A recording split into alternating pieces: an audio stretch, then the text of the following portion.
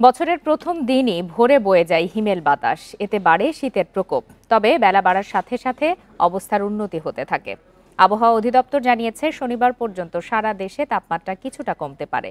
এ সময় বাড়বে শীতের তীব্রতা। তবে আপাতত শৈত্যপ্রবাহের শঙ্কা নেই। মধ্যরাত থেকে সকাল পর্যন্ত দেশের বিভিন্ন অঞ্চলে মাঝারি থেকে ঘন কুয়াশা পড়তে পারে।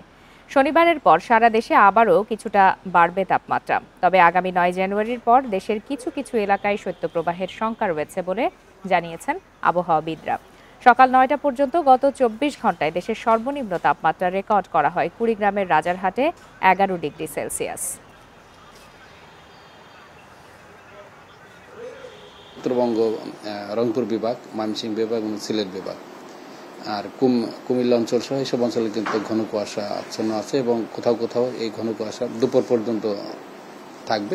এবং আমাদের যে পূর্বাভাস, আমাদের যে ডাটা বিশ্লেষণ, সেই অনুযায়ী কিন্তু এই পরিস্থিতি আগামী ৩-৪ তারিখ পর্যন্ত মোটামুটি বিস্তৃত থাকতে পারে।